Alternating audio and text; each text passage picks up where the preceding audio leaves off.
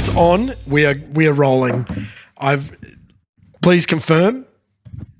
Ooh, yeah, baby. All right. Yeah, no. All right. We're on and we're rolling. We're on. We're rolling.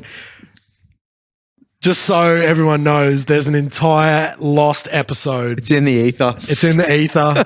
Pricey forgot to hit record on the audio. Yeah. And it was just unsalvageable. Yeah. We got GoPro audio as well, but like we're in a big fucking boomy room. Reverby room, and it just sounded like someone just fucking like punching our heads through a speaker cone. It was terrible. So I just want to also point out that Doug just used an excellent word. I really love like a good word, like when people use a word and use it correctly. I love a good word. Yeah, like wherewithal. Yes.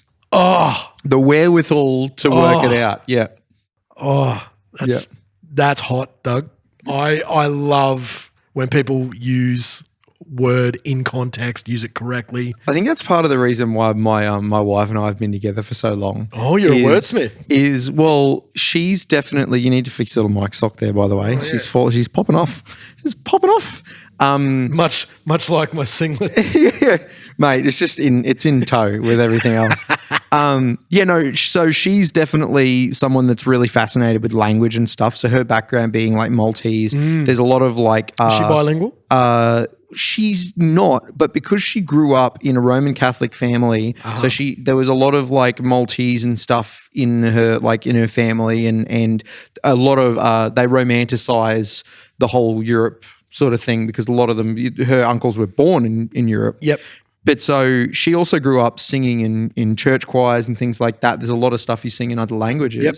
And now she's training to become Is it in Latin? Or you're getting a phone call, Pricey. I am. It's a fucking scammer too. Yeah, mate. They're everywhere. Fuck those guys. The worst. Fuck those. Well, fuck those people, whoever they are. Absolutely. But yeah, so she's actually she's going to go to the conservatorium to do opera. And so she's actually at the moment, she's learning French. Also to be an Italian. Yeah. German and Greek at the moment.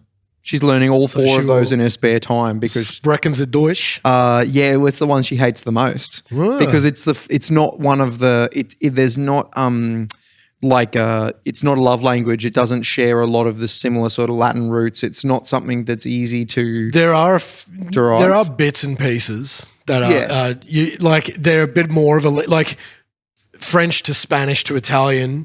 Those languages are all like most words are pretty similar. The other, yeah.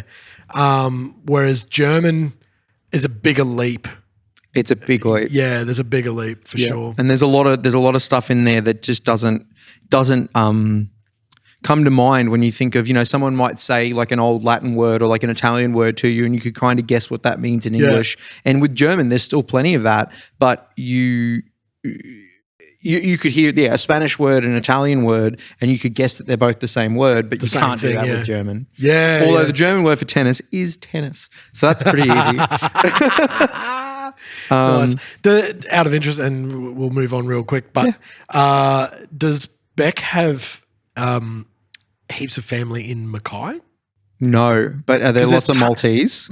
Mackay is the largest Maltese community outside of Malta. Yeah, it would be actually. I went to school with two guys who are from Malta, the Camilleri brothers, and they came from Mackay originally, and they told me that like Mackay is the largest population of Maltese people in one place outside of Malta. Makes a lot of sense because I know that a lot of her like dad's family, they all moved from Malta to like Melbourne, and he grew up like in and around Victoria. Yep. And then they moved up, but there's so many different Maltese families moved to Queensland for work. Mackay, I'm not surprised by that at all. There's a lot of them in Gladstone as well. Yeah, right. They're just everywhere. So, and the beauty is that when you go back to Malta, like they're so used to Australians because so many Maltese people have emigrated to Australia and have family between there. They were a British colony as well. Surprised there's not like sister cities. I suppose there's only one. There's not that many like. cities or towns. Malta is, it's literally a big island, right? It's pretty fucking small. Yeah, I think it's smaller than like probably Fraser Island overall in terms of area. Like Holy smokes! Yeah, it's not big. Yeah.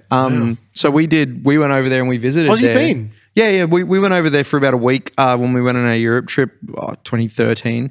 And the thing that I'll say about Malta is that when you get over there, right, if you don't really know the language, it's fine because most people speak English. It used to be a British colony as well. Yeah, okay. And so there's a lot of like her last name Lanzon was like a French name because they were colonized by the French for a while. Yeah. And then they got colonized by the English. They were used as like a battlement. I was going to say surely World War II, right? Yeah. And so when you go over there, because there was a theater of war in like Greece. And definitely in Italy, yeah. Yeah, well, just the whole Mediterranean is pretty useful to those sorts of endeavors.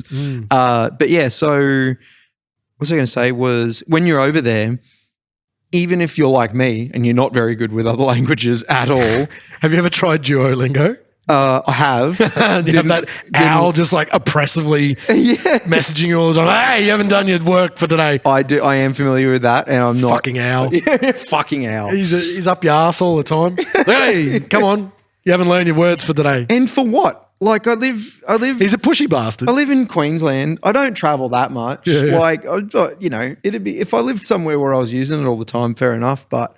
Yeah, it's great because you ask for directions and as soon as they work out you're Australian, big happy smile.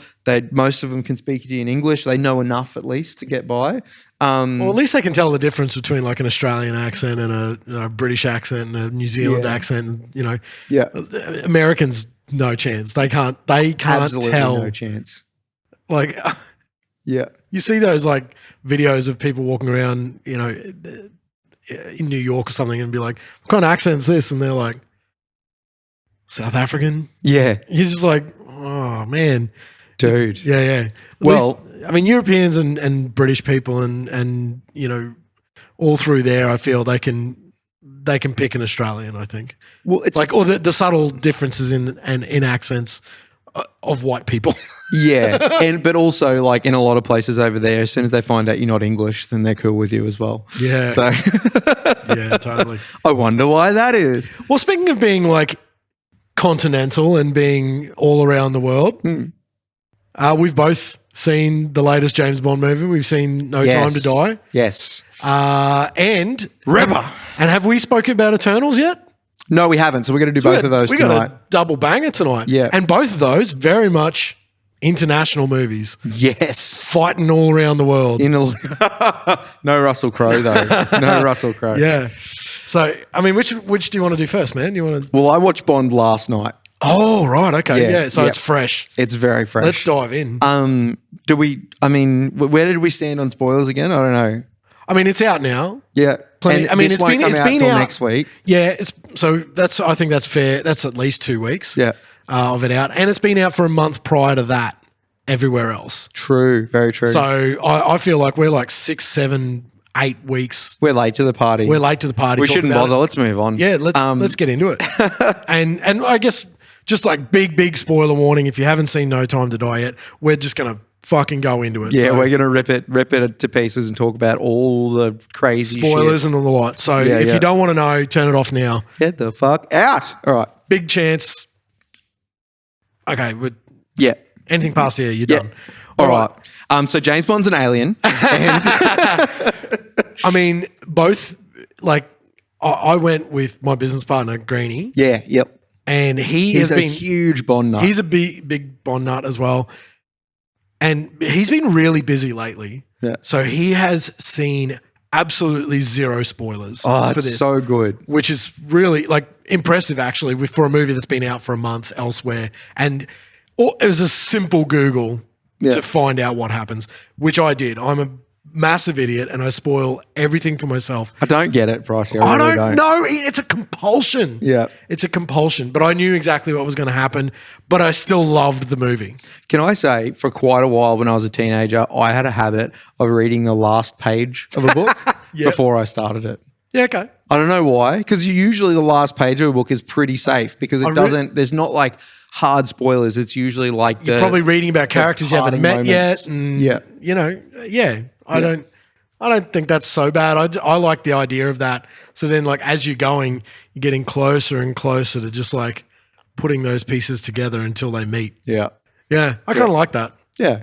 I don't know why I did it. I just would do that, but I never wanted to spoil it for myself. But I was always like, I want to read this last page. I'm interested.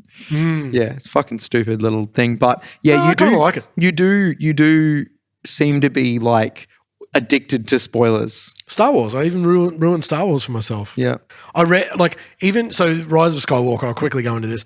I read a bunch of spoilers, thinking, oh, this isn't even legit. Like this is because with Star Wars, tons of people just post shit that gets like media sites pick it up because they're like, oh, anyone will read this and we'll speculate, and if it's right, then cool, we got it. But otherwise, there's so many just like loose journalistic sites that'll just anything that looks like a rumor that they pick up in a Reddit thread, they'll run with it.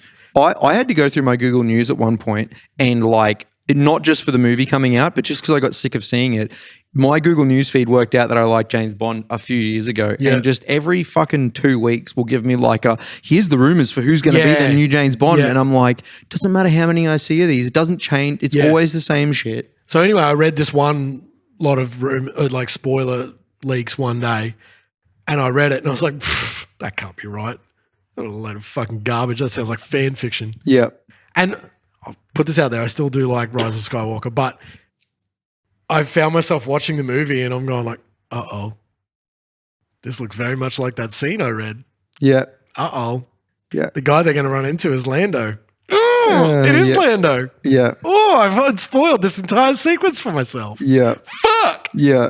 But I suppose like, yeah, I can see both sides of that though, because like even though you know what's gonna happen, it's still you haven't seen it happen yet. Yeah. It'd be different if you were watching big chunks of like trailers that give away too much. Fucking shit me off. Yeah. And when you go into the cinema and you're like, I've been avoiding watching trailers for a movie, then they drop a trailer in front of you, and you're like, fuck you.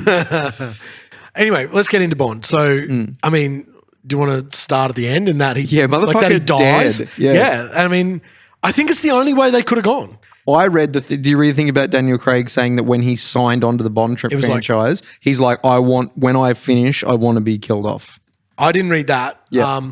But I would have believed it if you had said after Spectre, he said, I will only sign on for this last film if you kill my character. Yeah. I'm not saying I don't believe that he said it right from the start, but cool if he did. Yeah. Especially being that his from Casino Royale is like a hard reboot.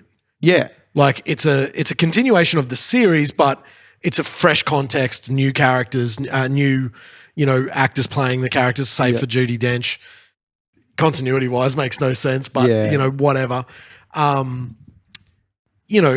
So to me, it feels like killing the character now to restart it again down the line. Yeah. That it makes a whole lot of sense. And because consistently just like refreshing the actor playing the same character over and over, like it worked in the 60s, 70s, 80s, I feel. Gone are the days where James Bond is just like Mad Max, as in like he's just the avatar for the carrying the story forward. Yeah. Because like the whole Daniel Craig arc has been very much like bring back all the old elements, find ways to reuse it. You know what it is? It's Christopher Nolan's Batman, but for Bond. Yeah, absolutely. And I actually read an article that compared the two franchises very closely in a similar way. Yeah. They're both superheroes for a new era sort of thing. That was the kind of, and they roughly started about the same time. Bond lasted a lot longer, but also had 2 extra films. Two not as good film. Like they couldn't have necessarily done a trilogy, but it really did feel like it was like Casino Royale, Skyfall, No Time to Die. We didn't in much need the the same other way two. that the Star Trek films, every even numbered one is very good. Yeah. Of the Daniel Craig films, the odd numbered ones are are the better ones. the superior Yeah. films by a long shot. Yeah. I didn't enjoy Spectre at all. Yeah. Quantum of Solace is a mess.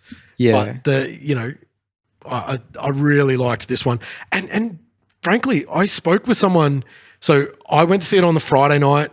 I spoke with someone who saw it on opening night. Yeah. They said it was an absolute mess. They hated it. Garbage film, blah, blah, blah.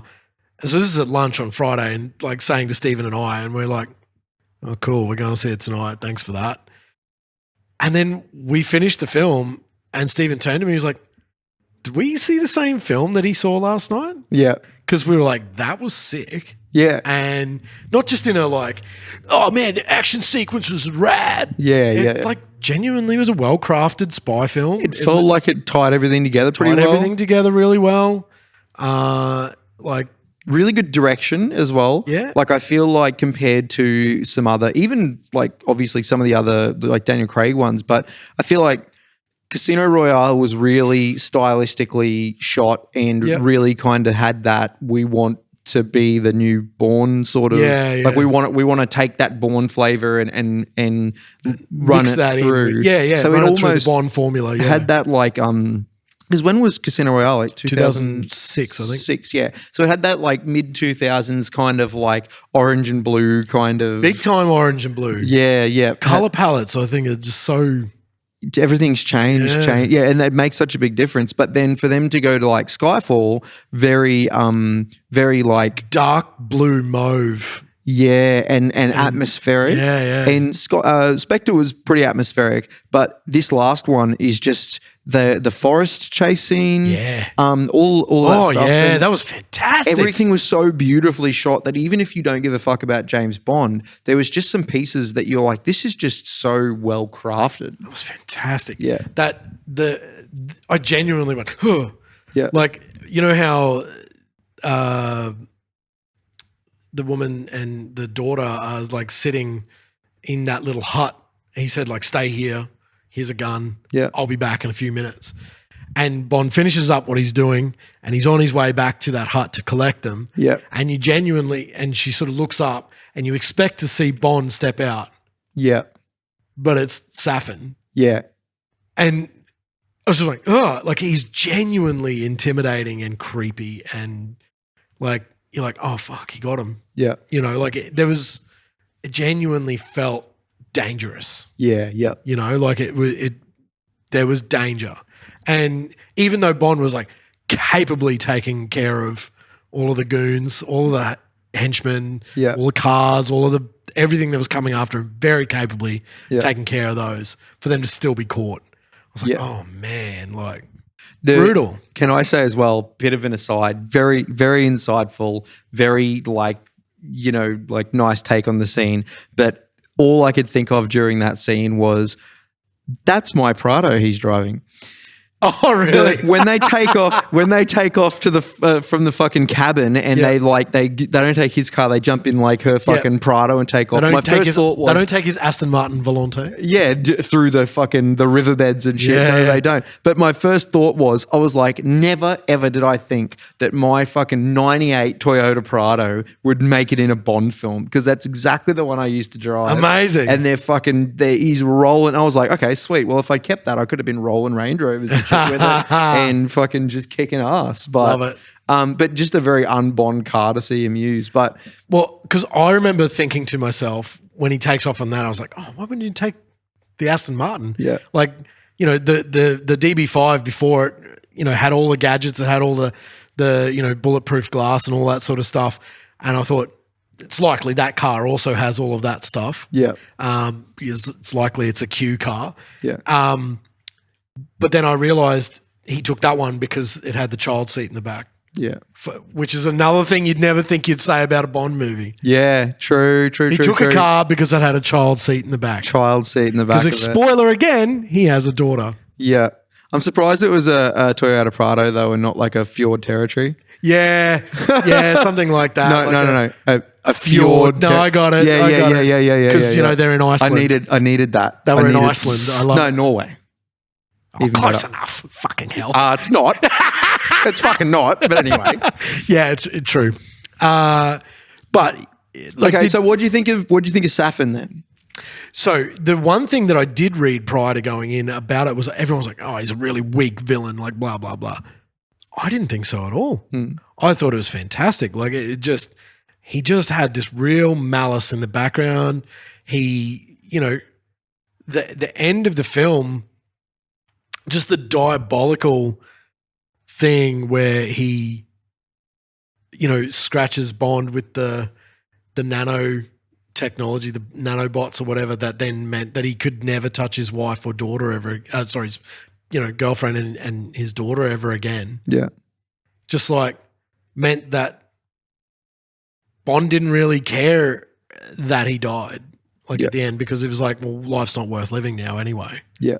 So, you know what I mean? Like it gave just very good reason. I like that element, but I felt like this with almost all of the Bond movies, except for maybe like all of the Daniel Craig ones. Yeah, yeah. Except maybe the Casino Royale, like the chief or whatever his name, Le Chief. Oh, Le Chiffre. The whole fucking ball whacking scene and everything like that. The carpet duster was really like and he didn't feel like a villain in that part too. He kind of just felt like he was just desperate and just a dude doing what he had to do because his whole empire was falling down. Yeah, everything's coming down. Yeah, but I really liked that in a villain, in the sense that it was very, very like slow and tense, and they're building this character and then it all comes to a head. But I feel like all the other villains in these Daniel Craig movies have all left a bit to be desired, compared to, one of my favorite fucking Bond villains was Alec Trevelyan was fucking really good, but also I can't remember the name of the character, but in World Is Not Enough with Robert Carlyle, Sophie Marceau. That feels like a menacing villain. Which one? Robert Carlyle? Robert Carlyle, yeah. The thing that I like about that is that then there's that like double whammy that Sophie Marceau is really the villain. Yeah. That all along she's been made out to be this, victim of Stockholm syndrome and all that sort of stuff, but really she's been the one sort of pulling his strings behind the scenes and like for her ends. Yeah. And like Robert Carlyle absolutely was a very threatening Bond villain, just because like that whole can't feel pain thing. Yeah. He was genuinely like just driven. Yeah. He would not stop. Even at the end when he knew Sophie Marceau's character was dead. Yeah. He was like, I'm just going to see it through anyway. Yeah. I'm just going to see it through because fuck it. Like, yeah. I might as well now. But yeah, why stop here? But like Rami Malek, I really like him as an actor, and I think he did a really good job with what they gave him. Yeah. But what I was missing was a little bit more sort of like dynamic, and I know that apparently a lot of his scenes he didn't actually shoot with Daniel Craig because of scheduling conflicts and shit. Right. So they actually weren't on, and I did a lot of like shooting one side of it. Yeah. Okay. And I think there's definitely scenes like when they're sort of having the face off in like the main office sort of thing, where you're seeing the back of a double with Daniel Craig and shit. Yeah. But I think he did an excellent job. I just wanted out of the writers just like a little bit more to go on with him. It kind of felt like you don't see him much in the movie. Well, certainly I don't. I mean, other than the very first scene where you don't see his face at all. Yeah. Just about that much of it. Yeah. Under that mask. I don't think you meet him again in the first hour. No, you don't. No, you fully don't. Certainly don't. And that's what I mean. I feel like he's in the background and they've set up why he is the villain. That's why he's menacing, I think. But I've wanted for a long time with these Daniel Craig movies for a villain that's palpably like Skyfall. The villain was good, but it still needed something.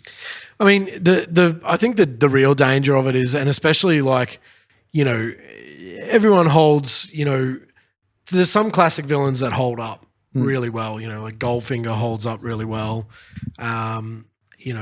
People remember, things like probably like Christopher Walken's Max Zorin out of A View to a Kill. Yeah. Maybe, Dr. Kananga out of Live and Let Die. Yeah. Stuff like that, like the big megalomaniacal ones, maybe Drax from Moonraker. Yeah. Stuff like that. But the problem with it, that was certainly was a different time. Yeah. And really these days, like, it's really good. And especially after the fact that, like, Bond has been parodied so heavily with something like Austin Powers. Yeah. That there is that danger of just having, like, a big cartoonish Bond villain where they're rubbing their hands together and taking glee in. Yeah. I put it to you, though. I put it to you in these Daniel Craig movies, right? How many of these villains in these 5 Daniel Craig movies have not had a facial deformity? Yeah. That's that trope, and it comes through every time. Their face is fucked up. So it's like he's got a weeping bloody eye, or he's got half his fucking face acid, or just all of that shit.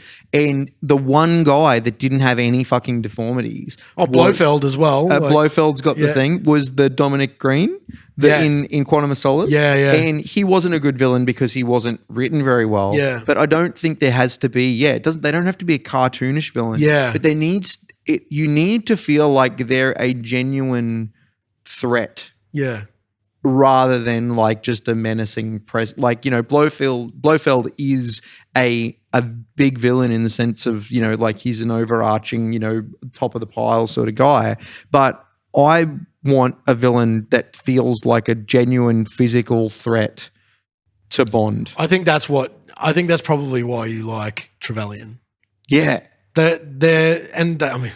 Literally called Giannis the two headed god. They're literally the two sides of the one coin. And I think that's probably why people really like 006 as a villain. Because they're meant to be a match for each other. They're meant to physically and mentally be on par. And there's actually like a genuine sort of like, there's a genuine like end to that where the end of this movie, it was sort of just like the writing of going, hey, now you can't see your wife and you're missing your kid anymore. Great, fantastic, mwah. But like anyone could have done that. Is how I felt about it. Yeah, okay, yeah, that's fair. Yeah, that's fair. Yeah, I don't feel like he was a necessary character. That said, still think it was awesomely acted. Yeah, man, I really loved the whole sequence in Cuba. Yeah. I thought that was just so much fun. Yeah. Like with Ana de Armas. Yeah. And she had so much fun with it. A Bond girl that he didn't kiss, fuck, kill, or get killed. Yeah. Yep. She just came in, gave him a hand. Yep. No worries. Catch you later. Like fucking when does that ever happen? I do. And I mean, that passed the Bechdel test, right? Yep. Fucking oath. So I do wonder if that character and that entire sequence was Phoebe Waller-Bridge's contribution. I would think so. We were talking about this last night about all of the lines as well that were like the Nomi as well. Who? The Lashana Lynch, the 007. Yeah. 007. All of the all of the like really corny like 007 lines as well. We were talking about that. We're like, we reckon that's her as well because there's just anyone could write. There's a forked those, tongue saying it. But it's really just. By now, we all know that when he goes, I showed him your watch, it really blew his mind. That's classic 007, but that's also all of us going, yeah, that's really terrible, but we get it. It's got to be terrible. It's Bond. And I loved. And everyone's drinking all the time. Yeah. Yeah, there's so much drinking in it. It really is. Yeah. They can't smoke anymore, so. Yeah. There's a bunch of them smoking. But that's some Phoebe Waller-Bridge, like. Totally. Yeah, I reckon. I loved the line when 007 takes him back to his house after the nightclub. And he walks in, he's does his really smooth thing. He walks over, he starts pouring them a drink and whatever. Yeah. She's like, oh, this is the bedroom over here? And he's like, oh, yep. And she's like, finishes pouring the drink and like takes it with him, goes into there, and she takes off a really, like she's got this really ornate hair. Yeah. And she just like takes off the wig and he's like, oh, I'm not going to lie, I didn't think that was the first thing you were going to take off. I was like, yeah, nice. I think the writing was really good. I'm really glad that they didn't release it before the pandemic as well. Like Yeah. because it wouldn't have aged well because it was a pandemic based sort of thing. Yeah. But I'm glad they waited because I would have hate to see that one fizzle out. Yeah. Because I'm it glad was such a perfect end to the. Yeah. Yeah. And, we can celebrate that. And then, apparently next year we're going to start to hear who's actually going to be playing Bond next. So. Who do you, come on, let's do it. Oh man, who do you think? I did see some casting rumors the other day that there was one that I went, yeah, that'd be the guy, but I can't remember who it is now. I did see it and go, yeah, I could see that. I think it could be Henry Cavill, as in I think Henry Cavill is a great choice, but also Henry Cavill's fucking got a lot on his plate and he can't have every franchise. Yeah, he's the man of steel. Steel. He's still on the table there. Yeah. He's Geralt of Riviera. Yeah. Whatever. Riviera. Yeah. He's the Witcher. Yeah. He's pretty fucking loaded up. He was in The Man from U.N.C.L.E. Yeah. Guy Ritchie's thing of that. I'd love more of he that. was also in Hammers Mission. A bit of hot water. Yeah, true. He was in Mission Impossible 6. Yeah. And, leave some for the rest of us, mate. Yeah. Holy smokes, dude. So, and I think he brings a little too much baggage to it. Yeah. He's played all of those roles. Yeah. Bond works when it's not a superstar. Yeah, that's why Daniel Craig works so well. Yeah. Yeah, and he becomes a superstar over the time he plays it. Yeah. Yeah. Even like a Bond, a not successful Bond, I'll put that in, someone like Tim Dalton. Yeah. Who I love. I love both of those films. He was at that time just mostly a really big Shakespearean actor on stage in London. Like he was doing plenty of TV and lots of like BBC type movies and all that sort of stuff. Yes, Brosnan, TV actor. Yeah, Remington Steele, man. Absolutely. Yeah. And I think there's just got to be room left in the glass for them to rise with the character. Yeah. With the popularity of the character, or it can't be Tom Hardy. It can't be Henry Cavill. No, I don't think Tom Hardy's right for it anyway. I saw an article last night that said that The Rock was interested in playing it. Fuck off. But not only not that, but because Red Notice came out. I saw Red Notice, but I'm going to save that. I'll save that for next week because I want to talk about that too. I like that. But at the same time Bond's coming out, Red Notice has come out, that will literally be a news outlet that has asked him that question just so they can get The Rock and Bond in a headline and put it up on their website. And he would have been like, oh yeah, I guess I'd like consider it if it got put in front of me. And they're like, The Rock wants to be Bond. He'll settle for nothing less. Yeah. Yeah. That's a thing for sure. Insidious. Should we talk about Eternals? Time is wearing absolutely. Again, this is another one of those films where it's copped a bunch of bad reviews and all that sort of stuff unfairly, I think. Yeah. And I do know that in the lead up to its release and premiere and all that sort of stuff, it was getting absolutely review bombed by anti-LGBTQ groups because there is a homosexual relationship in the movie. Yeah. So, I already knew to just write off any reviews that I saw or any sort of reporting that Rotten Tomatoes had it at, 59.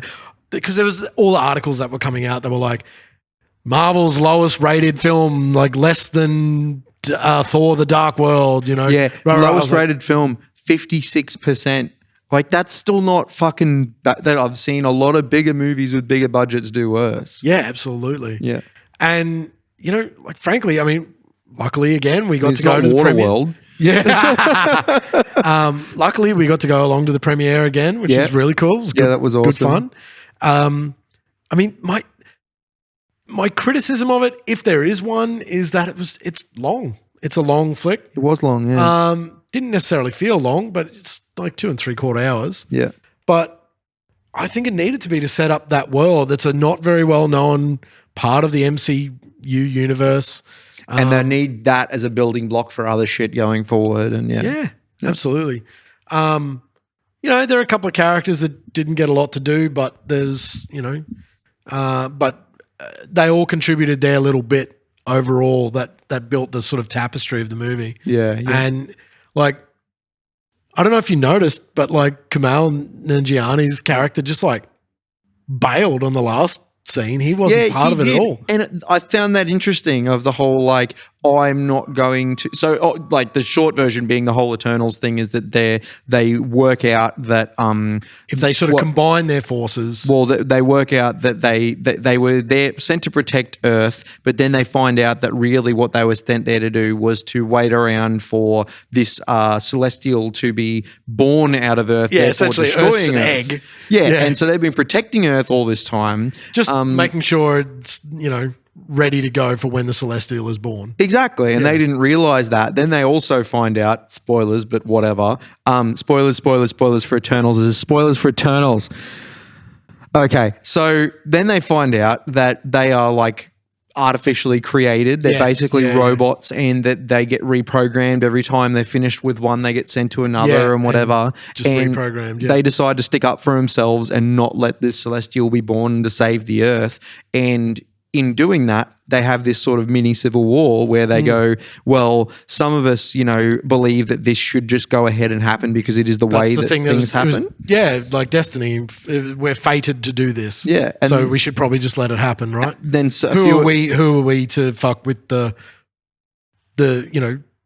progress of the universe kind of thing? Exactly. Yeah. And then so it's like, what's his name from Game of Thrones? I can never fucking remember. Kit Harington. Or not Kit Harington. The other guy, the other guy from Game of Thrones that played Robb Stark.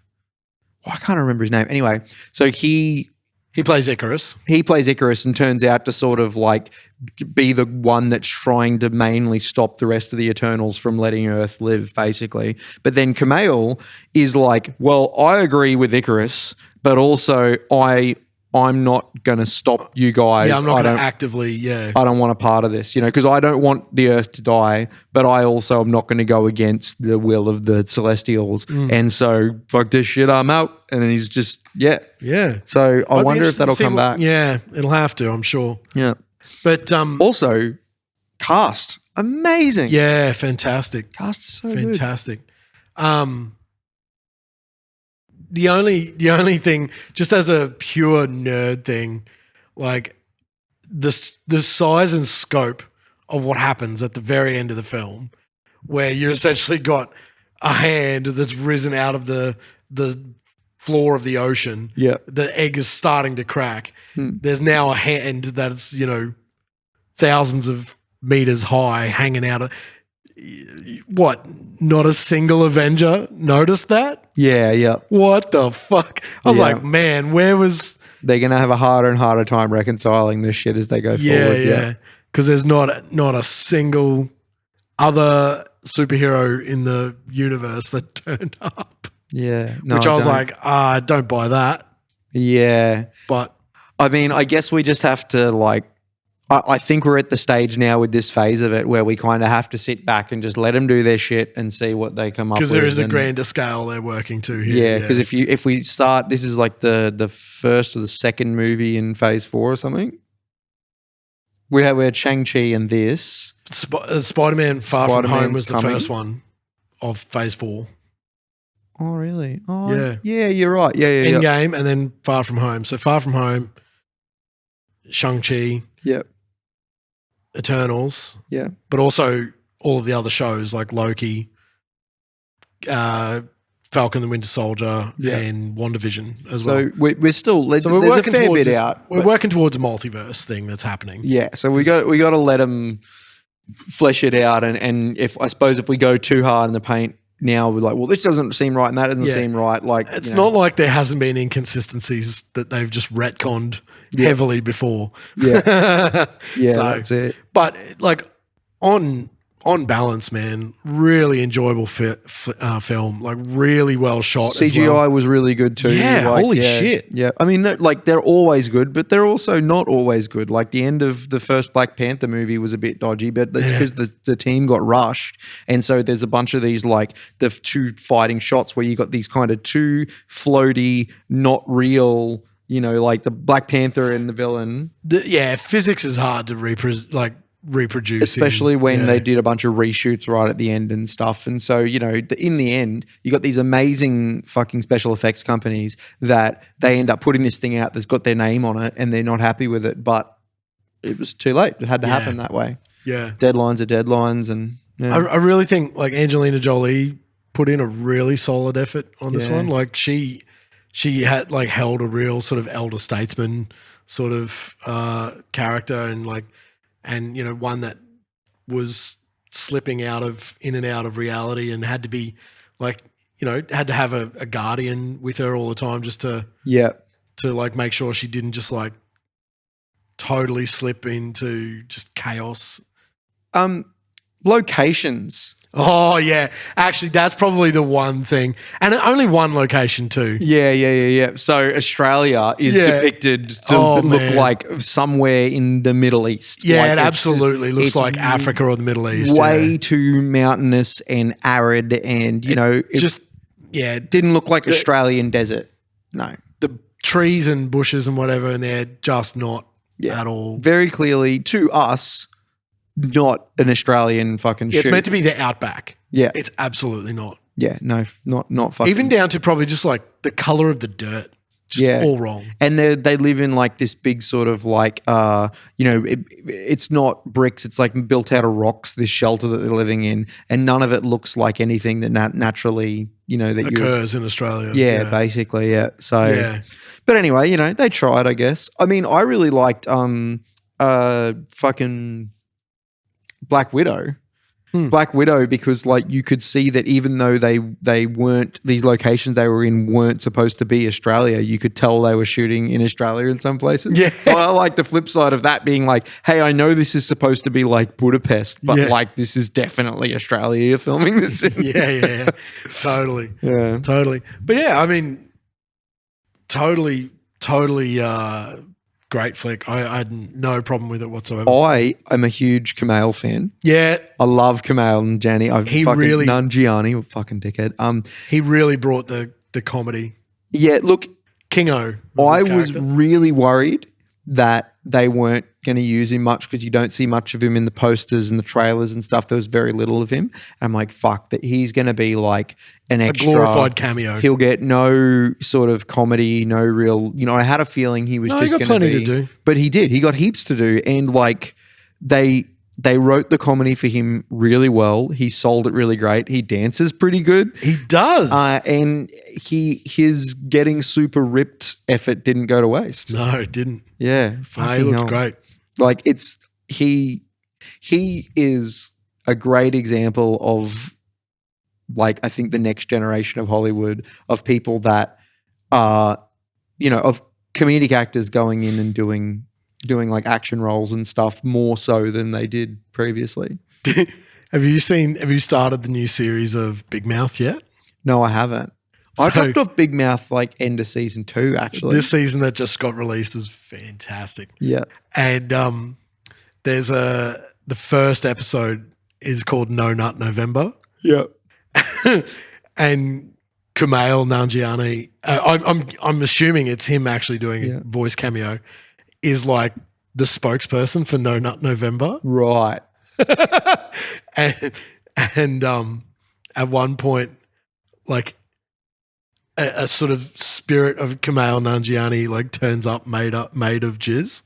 Right. Yeah. Okay. Comes in to talk to one of the characters. That suits him, I think. Yeah. I really like, after watching Silicon Valley, loved Silicon Valley. After watching that, I was like, right, he can kind of do anything. And like, yeah, he's all of those guys that come from that sort of like stand-up / improv scene out of, you know, I think he came from, was it Second City as well? Yeah, so like Chicago. Yeah, okay. Like Chicago and New York have these amazing improv scenes, and he came up with a lot of those guys, and like the kind of guys that are on like Brooklyn Nine-Nine and that sort of that group. Yeah, he's just friends with all of them, and like John Mulaney and Pete Holmes, and those guys. Well, John Mulaney is like is a producer on Big Mouth. Yeah, exactly. Yeah. So they're all mates, and yeah, I love that. I love that whole generation of them they just get it, man. They just fucking get it, and they're all going to be huge. Or they already are huge, but they're going to be so big because they just like to see how natural he was in Eternals. Fantastic. Yeah. We've talked plenty of flicks. You got any tunes you want to chat about, or? I mean, yeah, new E-Tid album rules. That's all I'll say about it. It's fucking fantastic. But I talk about E-Tid too much. But holy fuck, it's just a banger start to finish. The production's amazing. The writing is still fantastic, and like, I just don't think I can be disappointed by them. But like, you know, I am very biased, but also surprise. Yeah, but I'm very biased. But at the same time, like, I haven't been listening to music that much in the last few months, and I found that I have been opting for that over podcasts a lot more recently. So, which is weird because I'm normally so just hard into podcasts in the last couple of years, and I've lost count of how many times I listened to that album now. So, yeah, fantastic. What about you? I mean, I was going to bring up the new Butterfly Effect song. Oh yeah. This isn't a I want to shit on it session. Like I really like the band. I know like that sort of generation of music kind of missed you, I guess, a little bit. Yeah. So, you know, you don't necessarily have the like contextual sort of love for the band from back in the day and all like that sort of stuff. I grew up with like, you know, Silverchair and Grinspoon and stuff, but that was about as deep as I scratched at that age. Okay. I mean, this song, you know, it's called So Tired. I'm personally now just going like, okay, well, I mean, that's out. I'm going to wait and listen to the rest of the album kind of thing. This one didn't hit for me, and that's, you know, I'm not necessarily like, I don't want to criticize the guys or anything like that, but this particular song just didn't necessarily hit for me. Feels a little all over the place. There's stylistically a couple of different jumps that they do, and that's not necessarily a bad thing. You know, we've both talked about, you know, bands like, you know, 12 Foot Ninja that like literally jump genres within a song. Yeah. You know, so that's not necessarily a bad thing, but it does feel like it's just like a couple of ideas maybe stitched together. Not a lot of direction. Yeah, I mean, look, I could be dead wrong about the song. The guys could have been really purposeful about it. I don't know. But it just, I don't know. It didn't hit for me. But maybe with more listens, with the next single. To it. The hard part with picking singles, man, is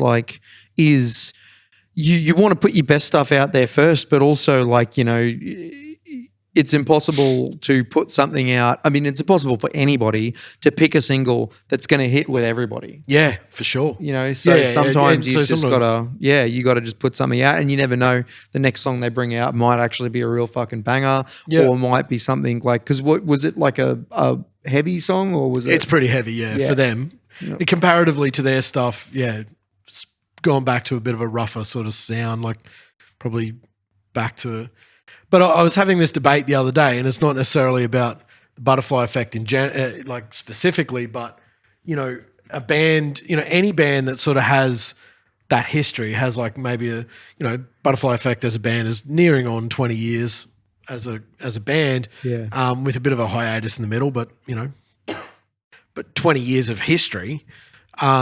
Any band with that sort of legacy, a couple of albums that, you know, really hit or anything like that, you know, once you hit this sort of era where it's like people are always going to like those are the albums. Yeah. And, you know, if you bring out new stuff, you know, there is that real like, do we simply recreate the old albums that we know people like, you know, a la AC/DC, just doing the same album over and over and over again?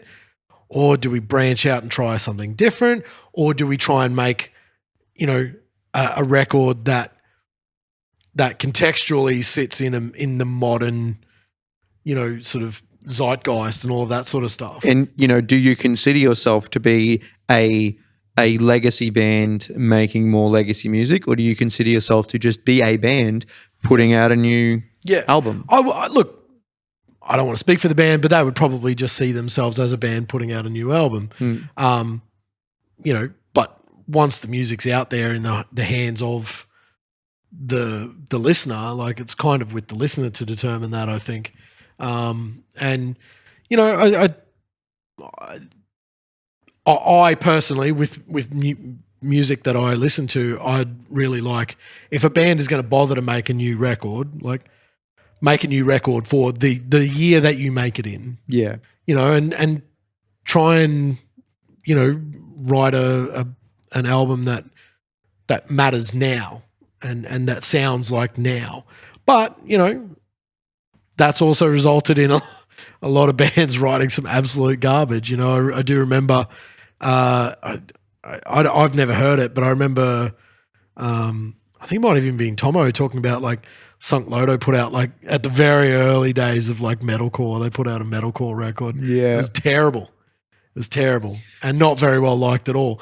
So, you know, I guess it can go against you as well. But you don't want to bandwagon. I kind of respect, yeah, totally.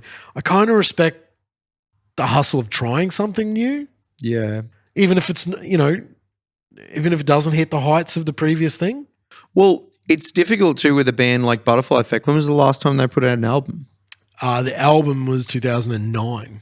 Yeah, right. So Final Conversation of Kings was like 2009. 12 years goes by. Yeah. Right? You're not putting out music, and then you come back to the fold, and what you're running the risk of doing is just being out of touch with what's new. Because if you're not, you know, really still a band all that time, you have that hiatus, unless you're actively involved in the scene and you're sort of in that headspace experimenting again, with sounds and you're going to go back to what you were doing back in the day, and you're not going to sound new.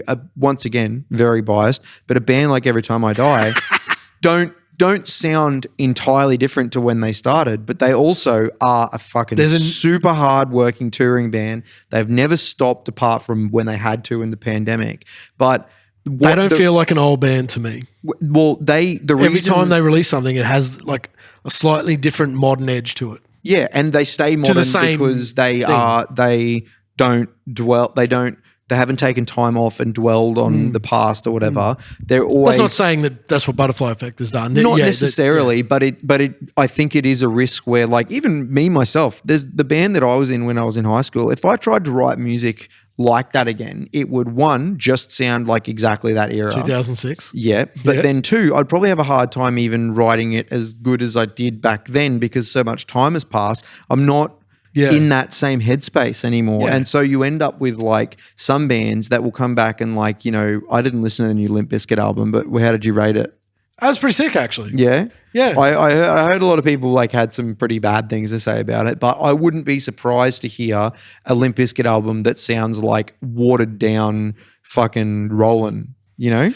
So my take on the new Limp Bizkit album was that it sounds like a mix of Significant Other and Results May Vary.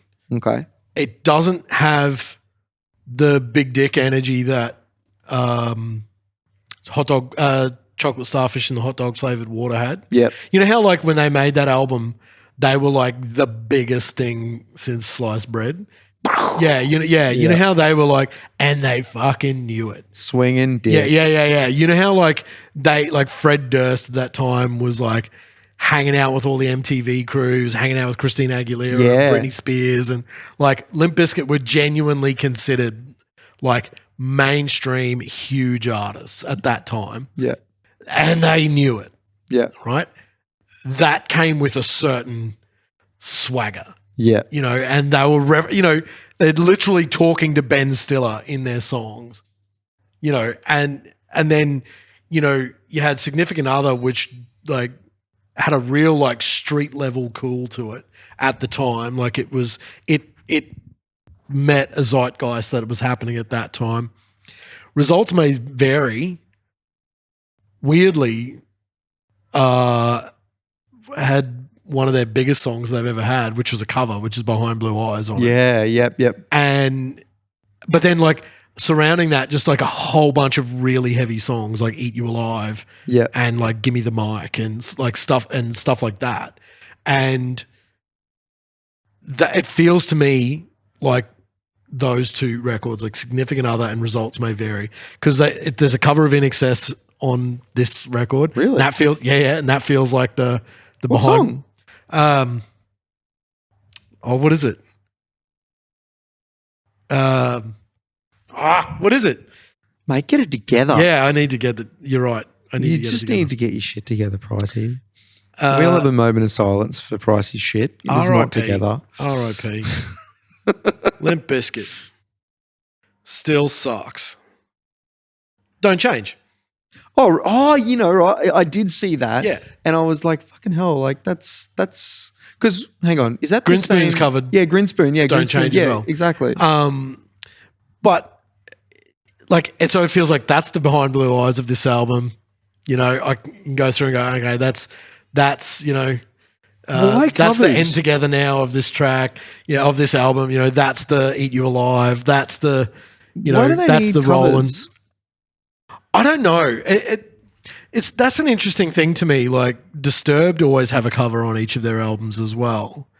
It seems. I would say it has a lot to do probably with like radio rock stations in the States. Yeah. A lot of satellite stuff like Sirius XM and whatever.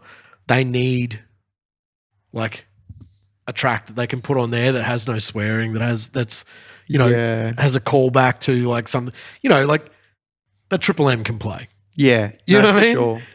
But yeah, like on an album seems weird and not as a single leading up to or something like that. But like Dad Vibes is kind of like the like End Together Now of this album. I have to give it a listen. I haven't. Yeah, it's pretty good. I haven't like production wise, it's really rad.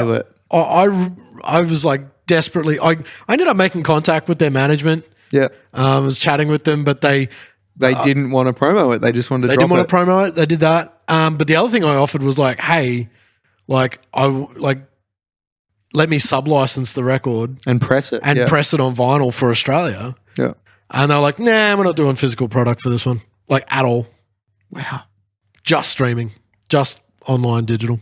I was like, fuck. They've probably got the money and they just don't. They don't give a shit. They're just like, hey, we made a thing, put it out. Who gives a fuck? People, and they know people are going to fucking come across it. Stream the dick off it. Yeah.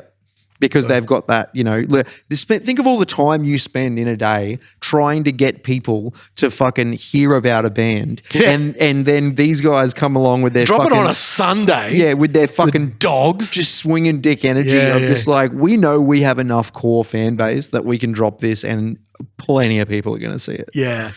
So, I wish that had have come off. I swung and I missed, but I've got a contact with them now. I can go back to them and they know what. And it's not like you missed the boat on doing the PR for that. It's that no one did the PR for that. No one did. But also, I did get onto them before it dropped. I started seeing those stories about like even before Wes posted about it. They were starting to see some stories like pop up. We think they might drop it this weekend on Halloween. Right. And I was like, I'm going to start looking around on who to talk to now. Yeah, I should have started talking to them around when Dad Vibes dropped. Yeah. Because like they're totally independent. There's no label in Australia. Right. At all. Like there's no one in Australia. It doesn't sound like even if you did get on them, they just didn't seem like they were interested at all. So. No. There was nothing I could do for them. Yep. They literally just like, they must have just put it up through like, TuneCore or something. Like, yeah. Drop that shit. Yeah, it just went bang. Just fucking drag and drop. And I mean, like, just Wes just sitting in his computer going, released. There we go. It's done. Probably cost them $50 and then they just pocket like 100%, minus whatever their manager takes. Like, so, props to them. They're probably pocketing heaps of cash.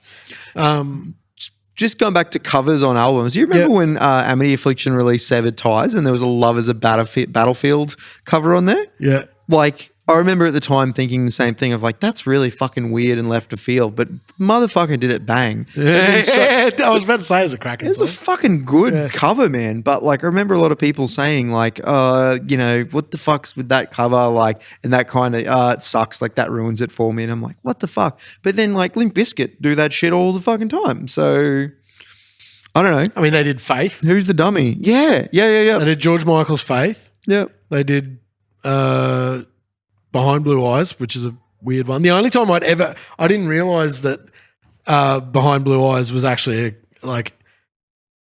a really old song. Neither the first did time, I. The first time I heard it, it was on Buffy. Giles sung it on Buffy, and I was like, I thought they were covering that. Yeah. I was like, that's a weird thing to cover.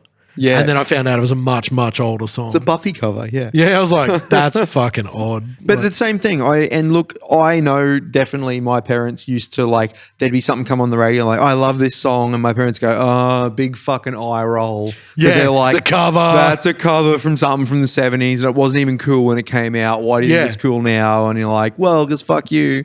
Fuck you, Dad. You know every me. generation since the recorded music has done the same thing. I got to admit, though, I did grow up with a lot of good music because even though my parents are not musical people at all, Did they have a good had collection? a lot of really good really good CDs and stuff that's like rad. that growing up. And we used to go on holidays and stuff and we'd take like a big folder of CDs with us and put a bunch of shit on. I wish my folks did that. But I remember we used to listen to like a lot of like Patsy Cline and all that sort of like old like country. 60s and lots of that old 60s shouldn't be I've got a surprised. brand new pair of roller skates kind of I've got a shit. brand new pair of roller skates. Yeah, and What a then tune. like something about the First time I heard that was in like Jackass. the Parker Valley PTA and a bunch of all that like wow. old like real kind of country like bop shit.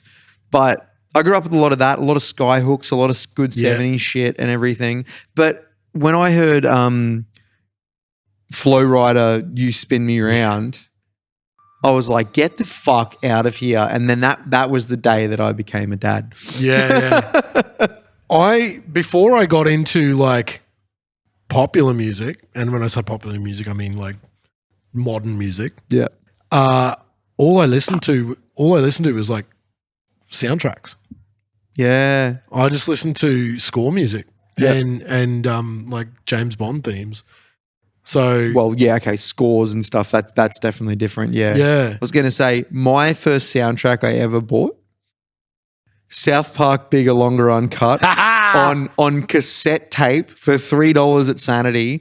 I was 10. They should not have sold that to me. Is that the one like what would Brian Boitano do? What would Brian Boitano do? And the second track on that soundtrack when I was 10, when I got that and I brought it home, was Uncle Fucker.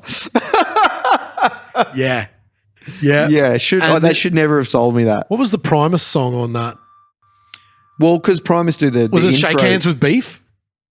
I'm not sure, but Primus do obviously the soundtrack. But Yeah. It was either Shake Hands with Beef or Winona's Big Brown Beaver. Oh no, but that's their song. That's not on the soundtrack to the no. There is a Primus song on the soundtrack, isn't there? To South The Park. movie? No, because the soundtrack because I know. because it's Trey Parker, right? Yeah. It's all original. I know they do the songs. sound. Yeah, I know they do the theme song. Yeah. But I could have sworn there's there was a Primus song on the there's soundtrack. only original songs on that movie soundtrack. Oh, Yeah, that's cool. So it's all because they just fucking love musicals. Like Cannibal the musical was the South Park guys. Yeah, and yeah. Book of Mormon and Yeah. they're really into that shit. But yeah, I should never have been able to buy that when I was 10. But fuck, did I wear that motherfucker out? Holy shit! I'm surprised I didn't break that tape. I remember I was 12 years old. We came down to Brisbane for our like school camp. Yeah. And like my entire grade was allowed to like run wild in the Maya Centre Yeah. in 1995. And my friends and I all went into Oh mate, into Sanity, and we all bought like R.I.P. yeah. No, Sanity's still going, man. They've still got physical stores. Or they're just Yeah. online. Yeah. Because I went to Gladstone the other day, and the Sanity that was there since I was a child is gone. Yeah, right. It's like a bag shop now. Well, there's a Sanity in Stafford. Right. But they shouldn't have sold like the CDs that they sold to us. Because they all had the explicit things on it, like all that sort of stuff. We bought CD singles. So Yep. my mate went in and bought like the 12th Man. Oh yeah. Fuck yeah. Wired World of Sports. He bought an album, but then he bought Shadow to floor. yeah, but then he bought the Vaughns, Who Farted. Right. Have you ever heard that song? No. It's this band that wrote about who farted, like Right. who dropped their guts. Yeah. Right. And then I bought I bought a 2-pack single. I bought like California Love. Nice. And like all of which had explicit all over them. And we all brought them home and all of our parents were just like, yeah. No, you'll get these mine. back. Yeah, Thank you'll you get very these much. back later. Yeah. Yeah. Go fuck yourself. Yeah, we all just bought all these records that they were like, had explicit tags all over them. And they were like, My cousin was like 20 and I was maybe 12 when he came and Did he lived with start us. burning CDs for you or something? Well, he came and lived with us for about 6 months. He was like, Sick. he was working in Gladstone and he came and lived with us for a little bit. That's and the so, sickest. so he was like, I was sharing a room with him. Yeah. And he had all these Rodney Rude CDs. Yes. And I'm at 12 years old, pumping through just all the Rodney Rude CDs, not really understanding half of it, but just finding it super duper And she amusing. shit the bed. Yeah, shit like that. Yeah, a little high pitched and like I hate Cats songs and stuff like that. And then I found out that my parents actually had a couple of his records in their fucking record box. Of course as well. they did. So I went They did. I went through all of that, but then by the time I'd grown out of Rodney Rude, by the time I was old enough to see him live, Who was the other I guy? had grown out of it. There was two really offensive. Oh, There's like Rodney Kevin Rude- Bloody Wilson? Kevin Bloody Wilson. yeah. Which one was the one that had the song Mick Me Mate the Master Farter? Oh, that'd be Kevin Bloody Wilson. That's Kevin. Yeah. Yeah. No, all of Rodney Rude's songs were just so much They're more off, explicit. man. Yeah, they're so off. I don't know if I could go back and listen to that stuff now. I don't. He's still got a career. He's still touring around and doing shows. But how? I mean, it's all like outback pubs. It's not. Yeah, he's no. certainly not doing. He's a legacy He's not band. doing metropolitan theatres. No. You know Do what you I mean? also remember, speaking of CDs and shit, you remember Guido Hatzis, all the the prank calls and stuff? Yeah. My name is Guido Hatchus, man. Yeah. So fuck, I listen to so much of that. too. That was so wrong. Yeah, so much So of that. wrong. So much of that was, just not on. But yeah, no, I loved all that shit when I was a kid, man. I obviously still love stand-up comedy, but I did grow up on like those really weird, like It's a bit of a lost Australian, 12th Man, Guido Hatzis, Rodney Rude, Kevin Bloody Ostentatious. Wilson. Ostentatious, yep. There is a bit of a lost art of that stuff, of that sort of. Well, also, I listened to a lot of Cosby growing up as well. Yeah. That served me well. Yeah. I remember traveling on the Tilt train coming down from Rockhampton, coming down to Brisbane. Yeah. And there was a comedy channel. You know how you can plug. I wore that out, Yeah. And you'd probably get through the loop maybe 2 or 3 times from Rockhampton to Brisbane. Yeah. And I reckon I caught. There was a big Cosby section. Yeah. On that, and I do remember thinking, this is brilliant comedy. Yeah. It's so well done, and he made sound effects and all sorts of stuff. He was very, very good. Yeah. And I can see why there's a lot of comedians that put him in high esteem as an inspiration for their comedy. Yeah. Not necessarily for his lifestyle, obviously. Yeah. I can see why that for so many years he was an inspiration. Not a great guy, as it turns out, but I can see why. I will say as well, there's that element of, and Dave Chappelle's kind of got that throne now of like being such a confident and such a having such confidence, I guess, in the fact that you know what you're doing and that you know that the audience is going to, whether they like you or not, they're going to be on your side. They're going to go on the ride with you, yeah. There was I can't remember who it was in a podcast recently, was talking about like back in the day, like when they opened for Bill Cosby one time. Yeah. And he came out and he sat down. And, they go out there and they're like, moving around and they're trying to be engaging and enthusiastic and blah, blah, blah. And then Bill Cosby comes out and pulls up a chair and does his whole set just sitting on a stool, and still the same act, but like the confidence to come out and be like, I'm a sit down comedian. Yeah. Like, yeah. Hey, Doug, I don't reckon we've got much longer to go. No, well, we will run out of video soon as Okay. well. I didn't empty the card. Just one quick little thing before we go. Hit me with your rhythm stick. Okay, so I know you've watched Indiana Jones. You've watched all 3 of the original Indiana Jones films. Okay, you remember Last Crusade, yeah? Yeah. Okay, so you remember at the end he has to like they're in the like temple and he's got to get through the like 3 challenges to get to the Holy Grail. Yep. So you remember the first challenge? No. Okay, so only the penitent man will pass, right? Right. So humble before God. Yeah. And so I don't know if you remember, but when he ducks, there's a blade that comes like that. So he ducks under that, right? And then there's a blade that comes up like that out of the floor as well. And he kind of does a tumble and like he does like a somersault and he avoids both those blades. One goes whoosh, and the other one goes whoosh, right? So I read an article this afternoon that was about the penitent man. Why did Indiana Jones know? So all he knew was penitent man, humble before God, kneel, right? All he knew was that. So you would think, yeah, he avoided that one. Why would he also know to roll out of the way of that there would be a second in front one of him? That there would be a second one, right? You would just think kneel. So what I read this afternoon, it was like either it was just the set department going like, I'd be sick if there was two blades. Yeah, which is definitely, some people read into shit and then it turns out it was just something they decided. Could just be that. Or it could be that this whole thing, all of this stuff was all set up during the Crusades.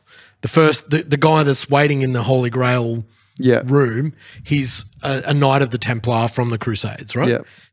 So all of these traps were all set up by these people that lived during the Crusades. In the early days, or at least definitely during the Crusades, the way that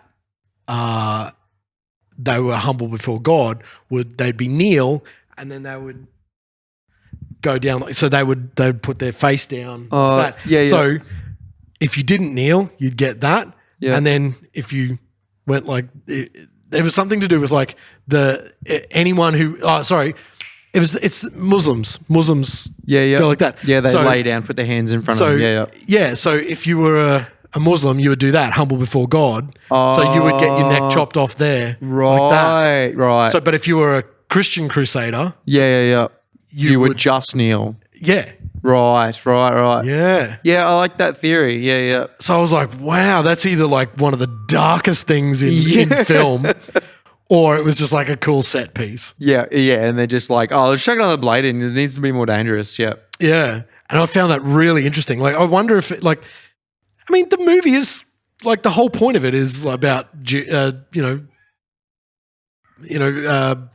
history and all of that sort of stuff. So being accurate about something like that kind of checks out. Was it you that was telling me the other day about like Jordan Peele like sitting in the back of a acting class or whatever like that, and then like the professor talking about, so this is in the movie Get Out, it's this dialogue about racism and blah blah blah, okay. And like explaining like, and in this part, like clearly the director meant this, and he's like, and he's in the back, and he's like, that's not what I didn't do that, it was an accident, or like, no, that's just a normal bit, you're reading like 3 layers too deep into this thing, but just finding it interesting that like people are everyone brings their stuff to the movie, exactly, and they'll watch something that maybe was just a passing scene, and they go, oh, did you see the way that they move their hand? Well, that must mean blah, blah, blah, blah. And the director's like, no, that was just a passing scene.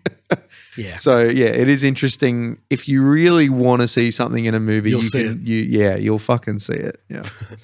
All right, cool. Well, let's... Also, I'd like to just point out, in last week's episode with Jimmy, I talked about like this shirt, and that's my favorite shirt. The Phil Collins shirt. I wore it. It is, I can feel it coming in the air tonight. Yeah, baby. Oh, Lord. Oh, Lord, indeed. All right. Goodbye, friends. Bye.